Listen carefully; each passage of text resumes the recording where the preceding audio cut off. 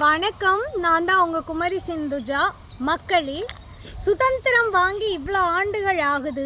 ஆனாலும் சமத்துவம் என்பது ஒரு பொருளாதார ரீதியாக, வெல்த் ரீதியாக வந்திருக்கா அப்படின்னா இது ஒரு கேள்விக்குறியாகவே நம்மிடையே இருந்துகிட்ருக்கு. அப்போ இதை பற்றி இன்றைக்கி அலசனமா இல்லையா? இத்தனை ஆண்டுகள் ஆகுது, ஏன் wealth accumulated on ones or அப்படிங்கிறத பற்றி தான் நம்ம இன்றைக்கி பார்க்க போகிறோங்க. இந்தியாவில் கிட்டத்தட்ட பிசி, எஸ்சி, எஸ்டி, ஓசின்னு இப்படி நாம் பிரித்து வச்சுருக்கிறோம் இல்லையா, ஜாதிய படிநிலைகளில். இப்போ இதில் நீங்கள் பார்த்தீங்கன்னா அதிகபட்சம் மக்கள் தொகை இருக்கிறது பிசி, எஸ்சி, எஸ்டி இந்த கேட்டகரியில் வர்றாங்க. ஆனால் சொத்துகள் இருக்கக்கூடியது பார்த்திங்கன்னா அதிகபட்சமாக ஓசி கேட்டகரியில். அப்படி நான் சொல்லலைங்க, ஆய்வு முடிவுகள் தான் சொல்லுது.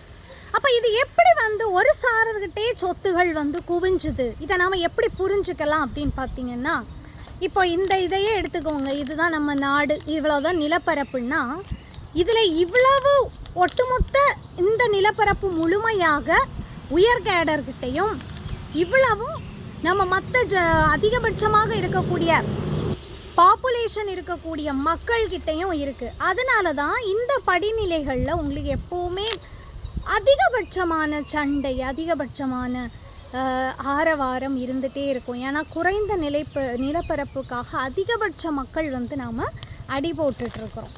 அப்போ இதை எப்படி மாற்றுறது? இது எப்படி உருவாச்சுது?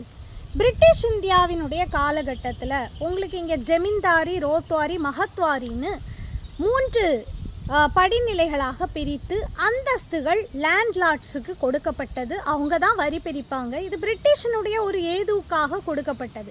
ஸோ இதன் வாயிலாக தான் நிலம் சில நபர்களிடத்திலே குவிய ஆரம்பிச்சுது. ஆனால் இப்போ நமக்கு பசும்பொன் முத்துராமலிங்க தேவர்கள்லாம் லேண்ட்லார்ட் ரைட்ஸ் இருந்தாலும் கூட அவர் கொஞ்சம் நிலத்தை தனக்கு வச்சுட்டு பிற நபர்களுக்கு தானமாக நிறைய கொடுத்துட்டார். ஆனால் நிறைய பேர் கொடுக்காமலேயே இன்றளவும் என்ன பண்ணியிருக்கிறாங்கன்னா தங்கள் பெயர்லேயே வச்சுருக்கிறாங்க.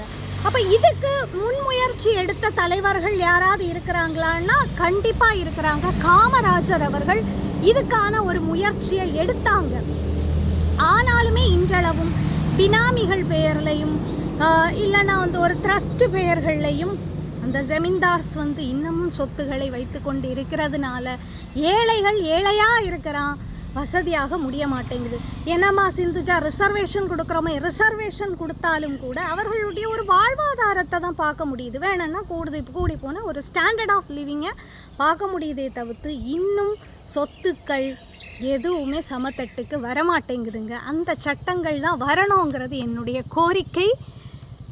நன்றி.